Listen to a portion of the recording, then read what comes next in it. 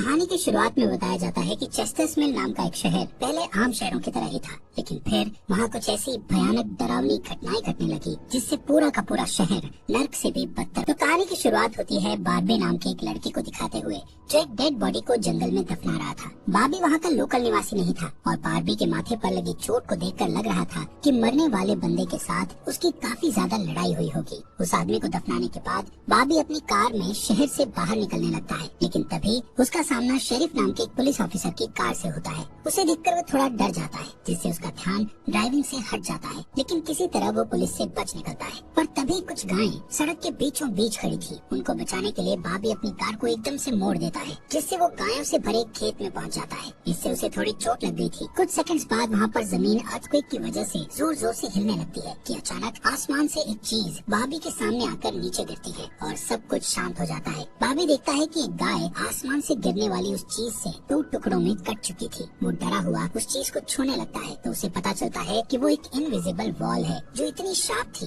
कि इसकी वजह से कई घर भी 2 हिस्सों में कट गए थे। तभी वहाँ जॉय नाम का एक लड़का आकर उससे पूछता है कि तुम ठीक हो या नहीं। वो भी उस इनविजिबल दीवार को देखकर शॉक रह जाता है। दूसरी तरफ शेरिफ और लिंडा को खबर मिलती है कि उस पूरे टाउन की पावर सप्लाई कट गई है, फोन लाइंस बंद हो गई हैं और इंटरनेट भी काम नहीं कर रहा है। यहाँ तक कि सारे सैटेलाइट कनेक्शंस भी काम करना बंद कर गए थे। तभी शहर के ऊपर से उड़ रहा एक प्लेन उस इनविजिबल वॉल से टकराकर क्रैश हो जाता है, जिसे देखकर लोग और भी ज्यादा घबरा गए थे। और ये बात कंफर्म हो जाती है कि ये सिर्फ एक इनविजिबल दीवार नहीं बल्कि एक राउंड शेप डोम यानी गुम्बद है, जिसने आधे शहर को कवर कर लिया है। वहीं दूसरी साइड हम एक रेडियो स्टेशन पर फिल और उसकी असिस्टेंट डोडी को देखते हैं जो सिग्नल लाने की कोशिश कर रहे थे। वो दोनों थोड़ा कंफ्यूज थे कि अचानक सिग्नल क्यों चला गया। यहाँ पर फिल को लगता है कि ये अच्छा मौका है उनकी रेडियो रेटिंग्स को हाई करने का, इसलिए वो दोनों सिग्नल को ठीक करने में लग जाते हैं। वहीं एक फायर ट्रक डोम की दूसरी तरफ से आ रहा था, जिसे देख बार्बी ट्रक वाले को इस इनविजिबल वॉल की तरफ इशारा करता हुआ उसे रुकवाकर क्रैश होने से बचा लेता है। थोड़ी देर बाद वहाँ इन्वेस्टिगेशन करने के लिए कुछ पुलिस वाले आते हैं, पर इस इनविजिबल डोम को समझना उनके बस की बात नहीं थी। उसी समय वहाँ पर एक शहर का काउंसिलमैन जिसका नाम बिग जिम था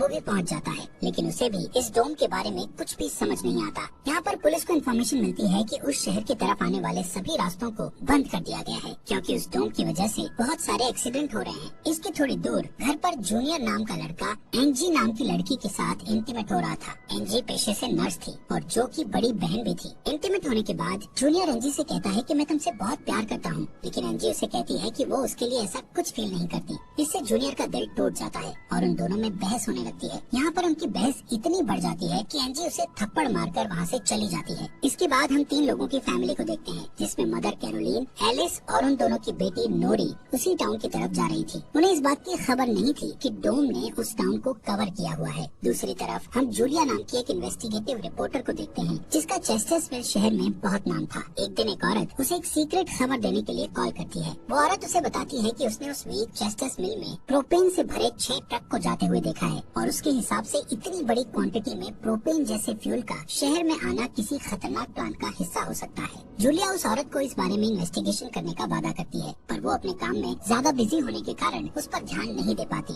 वहीं बिग जिम रेडियो स्टेशन जाकर इमरजेंसी की अनाउंसमेंट करता है। कैरोलीन जो एलिस और नॉरी के साथ शहर में आ रही थी, ये अनाउंसमेंट सुन लेती है, पर उन्हें लगता है कि ये किसी तरह का एडवर्टाइजमेंट है, इसलिए वो इस अनाउंसमेंट पर ध्यान नहीं देती और उनकी कार डोम से टकराते टकराते बचती है, क्योंकि उससे पहले दूसरी तरफ से आ रहा एक ट्रक डोम से टकराकर क्रैश हो जाता है, जिसे देखकर वो तुरंत अपनी कार की ब्रेक लगा देती है। इतने बड़े इंसिडेंट को देखकर नॉरी के दौरे पड़ने लगते हैं, जिससे वो बेहोश हो जाती है, लेकिन बेहोश होने से पहले वो किसी पिंक स्टार के बारे में कहती है। अब यहाँ से नॉरी को जल्दी से हॉस्पिटल में ले जाया जाता है, जो कि टाउन में होने वाली घटनाओं से घायल हुए लोगों से भरा पड़ा था। वहीं जूलिया और बार्बी घायल हुए लोगों को हॉस्पिटल ला रहे थे। इसी हॉस्पिटल में जूलिया का हस्बैंड भी डॉक्टर था। वो उससे मिलने जाती है, लेकिन उस वक्त उसका हस्बैंड हॉस्पिटल में नहीं था। हॉस्पिटल में जूलिया को पता चलता है कि उसका हस्बैंड संडे को कभी काम नहीं करता था, पर वो जूलिया को हमेशा झूठ बोलता आ रहा था। हॉस्पिटल के बाहर हम बार्बी और एंजी को मिलते हुए देखते हैं। दोनों को साथ देखकर जूनियर के अंदर एक अलग सी जलन पैदा होती है। वहीं अब टाउन के बॉर्डर्स को सैनिकों द्वारा सील कर दिया जाता है। बहुत सारे साइंटिस्ट और एक्सपर्ट्स को भी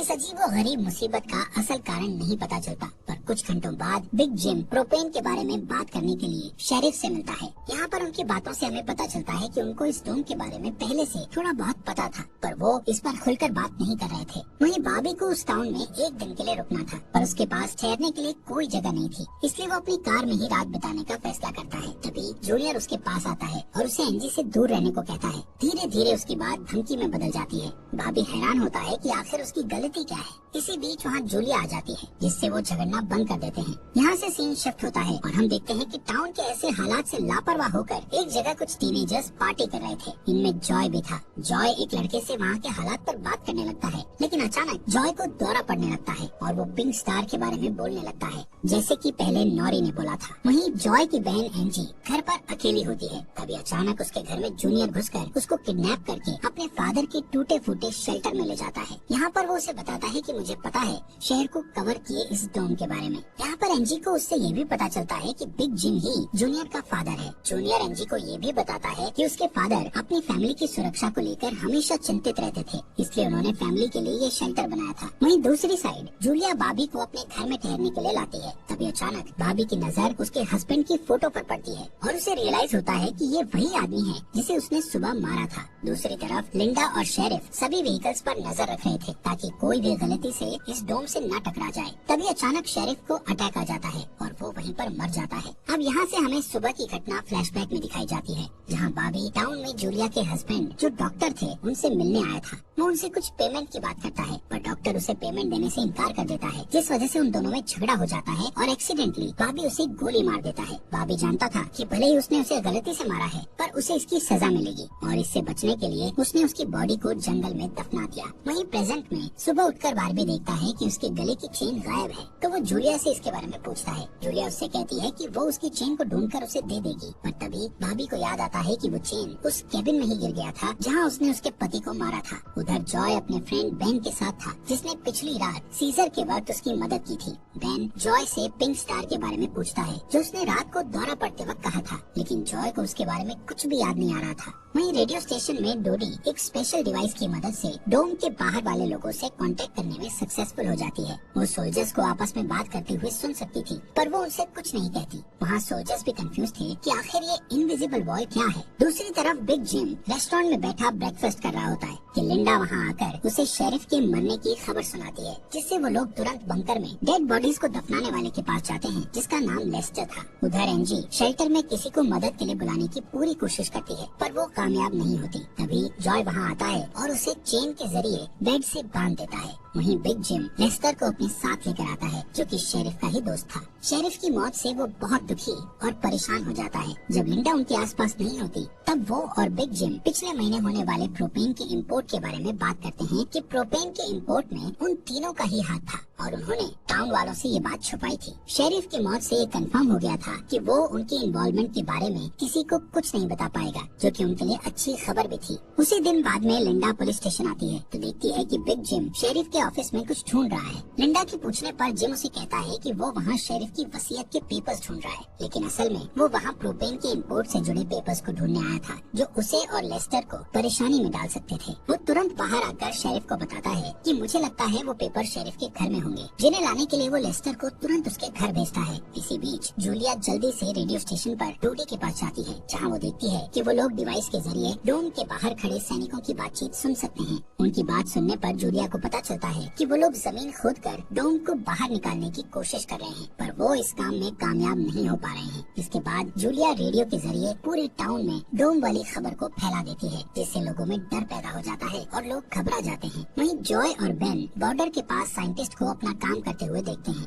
साइंटिस्ट ये देखते हैं कि डोम के ऊपर पानी का क्या असर होता है, पर उन्हें ज्यादा कुछ समझ नहीं आ रहा था, जिससे वो किसी नतीजे पर नहीं पहुंच पाते। वहीं जॉय देखता है कि ये डोम एक छलनी की तरह है। वो बेन से बताता है कि इस डोम में से बिल्कुल मामूली सा पानी आर पार जा सकता है, दूसरी ओर बारबी अपनी चेन ढूंढने जूलिया के हस्बैंड डॉक्टर के केबिन में जाता है। वहाँ उसे उसका चेन मिल जाता है, पर तभी जूनियर वहाँ आकर उसे देख लेता है। जूनियर उससे पूछता है कि क्या तुम एंजी के साथ सोए थे। यहाँ पर बारबी को लगता है कि शायद उसने उसे चेन ढूंढते हुए देख लिया है और इसीलिए वो जूनियर को ऐसे ही वहाँ से जाने नहीं दे सकता था। इसलिए वो जूनियर को बहुत बुरी तरह से पीटने लगता है। वहीं हम देखते हैं कि लेस्टर शेरिफ के घर पहुंचकर प्रोपेन इंपोर्ट की पेपर्स को ढूंढने लगता है। कुछ टाइम बाद उसे वो पेपर्स ड्रॉवर में मिल जाते हैं। तभी वो उन्हें जला देता है। जब वो वहाँ से जाने लगता है तो उसका पैर लगने से पेपर्स की आग घर के पर्दों पर लग जाती है, जिससे आग की लपटें पूरे घर में फैल जाती हैं और पूरा घर जलने लगता है, जिसे देखकर जल्दी ही बहुत सारे लोग जमा हो जाते हैं और आग बुझाने की कोशिश करते हैं। पर फायर ट्रक के बिना आग बुझाना नामुमकिन था। अगर वो लोग घर को जलने देते तो डोम के अंदर का टेम्परेचर बहुत बढ़ जाता, जिससे लोगों की जाने भी जा सकती थी। इसलिए सब मिलकर आग बुझाने में लग जाते हैं। बाबी लोगों को आग बुझाने में लीड करता है। तभी लिंडा को घर के अंदर से लेस्टर की चीखने की आवाजें सुनाई देती है। वो अंदर जाकर उसे घसीट कर बाहर निकाल लाती है और इलाज के लिए डॉक्टर के पास भेज देती है। यहाँ पर लोगों को आग बुझाने में 1 घंटे के बाद भी कामयाबी नहीं मिलती, उल्टा आग और भड़क जाती है। आखिर में जिम लोडर लेकर आता है और घर को गिरा देता है। तब कहीं जाकर आग शांत होती है। इसके बाद सारे थके हुए लोग इकट्ठा होते हैं। उनमें से पॉल नाम का एक पुलिस वाला फ्रस्ट्रेट होकर कहता है कि हम सभी लोग इस डोम से कभी भी बाहर नहीं निकल पाएंगे, क्योंकि ये डोम आग से जो धुआं निकला है उसे बाहर नहीं निकलने दे रहा। वो कहता है कि हम सभी इस डोम के अंदर ही मरने वाले हैं। इतना कहता हुआ वो हवा में गोली चला देता है, जो कि डोम से टकराकर एक दूसरे पुलिस वाले को लग जाती है और वो तुरंत मर जाता है। यहाँ पर पॉल को अरेस्ट कर लिया जाता है। अंधेरा होने पर जॉय और उसके दोस्त स्केटिंग के लिए जाते हैं। तभी वहाँ पर नोरी जॉय के पास आकर उसे कहती है कि उसे अपना फोन चार्ज करना है। जॉय उसे अपने घर ले जाता है, क्योंकि उसके घर में जनरेटर था, जो कि उस टाउन के गिने चुने घरों में ही था। उधर लिंडा पॉल को जेल लेकर आती है। वहाँ कुछ लोग पुलिस स्टेशन के बाहर प्रोटेस्ट कर रहे थे। असल में वो लोग पुलिस के घटिया सिस्टम का विरोध कर रहे थे। जिम उन सबको ये कहकर शांत करता है कि जरूरत पड़ने पर उन सबकी मदद की जाएगी। लॉकअप में बंद होने के बाद पॉल को हार्ट अटैक आ जाता है, जिससे लिंडा उसकी मदद के लिए दौड़कर अंदर जाती है। लेकिन तभी उसे पता चलता है कि पॉल सिर्फ अटैक आने की एक्टिंग कर रहा था। इसी मौके का फायदा उठाकर पॉल उसे धकेलकर उसे लॉकअप में बंद करके वहाँ से भाग जाता है। इधर बंकर में जूनियर फिर से एनजी के पास जाता है। एनजी समझ चुकी थी कि अगर उसे यहाँ से निकलना है तो उसे जूनियर को छोटे जाल में फंसाना पड़ेगा। इसीलिए वो उससे अपने बचपन की यादें साझा करती है, जब वो दोनों एक बंद टनल में जाया करते थे, और कहती है कि हो सकता है डोम का टनल पर कोई असर नहीं हुआ हो, तो वो लोग बाहर जा सकते हैं। यहाँ पर एनजी सोचती है कि अब वो उसके प्यार के जाल में फंस गया है, तो शायद वो उसे छोड़ दे, लेकिन ऐसा कुछ नहीं होता। जूनियर अकेले ही उस टनल में जाने का प्लान बनाता है। वहीं जिम जब पुलिस स्टेशन में आता है तो पॉल की जगह लिंडा को लॉकअप में बंद देखता है। वो तुरंत उसे लॉकअप से बाहर निकालता है। उन्हें पता चलता है कि पॉल अपने साथ एक राइफल और कुछ गोलियां लेकर गया है। लिंडा तुरंत उसकी तलाश में जंगल की ओर निकल जाती है, क्योंकि उसे पता था कि पॉल अक्सर शिकार करने जंगल की तरफ जाया करता था। वहीं जिम पॉल को पकड़ने के लिए एक टीम तैयार करता है। उधर रेस्टोरेंट में बैठी कैरोलीन को नॉरी की फिक्र हो रही थी, क्योंकि वो पिछली रात अपनी दोनों मदर्स को बिना बताए जॉय के घर रुक गई थी। वहीं जिम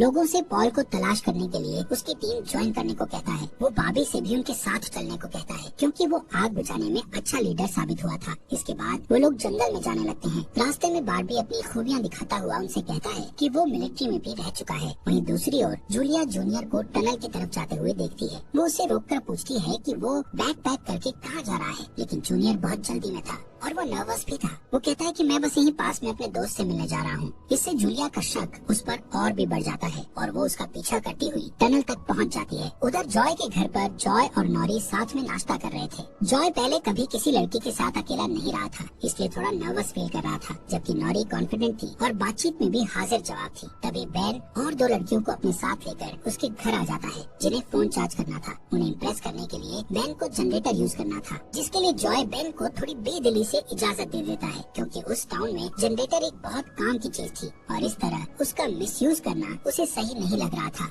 उधर जंगल में हम देखते हैं कि सर्च टीम पॉल को ढूंढ लेती है, पर उसी टाइम पॉल एक लड़के की टांग में गोली मार देता है। दूसरा लड़का भी उसे संभालने के लिए वहीं रुक जाता है, जबकि जिम और बारबी पॉल के पीछे भागते हैं। दूसरी तरफ जूनियर टनल के आखिरी सिरे पर पहुंच जाता है, जहां पहुंचकर उसे पता चलता है कि डोम ने टनल को भी कवर किया हुआ है। वो दीवार के बिल्कुल करीब पहुंच जाते हैं, जिससे उसकी टॉर्च टॉर्च जलने लगती है। तभी जूलिया वहाँ आकर उसे वार्न करती है। जूलिया को देखकर जूनियर को बहुत गुस्सा आता है क्योंकि वो उसका पीछा कर रही थी। इस बात से जूनियर पागलों की तरह उस इनविजिबल वॉल को मुक्के मारने लगता है, जिससे जूलिया उसे रोकती है। फिर दोनों बैठकर बात करने लगते हैं। जूलिया उसे बताती है कि अपने पास्ट में की गई एक गलती की वजह से वो जर्नलिस्ट की इस बेकार सी जॉब में फंस गई है। उधर जॉय का घर लोगों से भर जाता है जो अपनी अपनी जरूरत के लिए उसके जनरेटर को यूज करने के लिए आए थे। एक बदमाश लड़का लोगों से जनरेटर यूज करने के बदले में पैसे वसूलने की कोशिश करता है, जबकि उसका था ही नहीं, लेकिन उसके खिलाफ बोलने की किसी में हिम्मत नहीं थी। ये देखकर नॉरी सब कुछ हैंडल करने के लिए आगे बढ़ती है, पर मामला और भी ज्यादा गर्म हो जाता है। लेकिन इससे पहले कि कुछ गलत होता तभी लाइट ही चली जाती है। नॉरी इस बात से बहुत खुश होती है कि जॉय ने उस बहस में उसका साथ दिया। वहीं जंगल में बाबी और जिम पॉल तक पहुंच जाते हैं, पर पॉल ने अपनी राइफल निकाल रखी थी, जिससे वो जिम को मारने ही वाला था कि तभी पीछे से लिंडा आकर उसे शूट कर देती है। दूसरी साइड कैरोलीन जॉय के घर जाकर अपनी बेटी नोरी से मिलती है। वो नोरी से कहती है कि उसे थोड़ा जिम्मेदार बनना चाहिए। उसकी डांट सुनकर जॉय और नोरी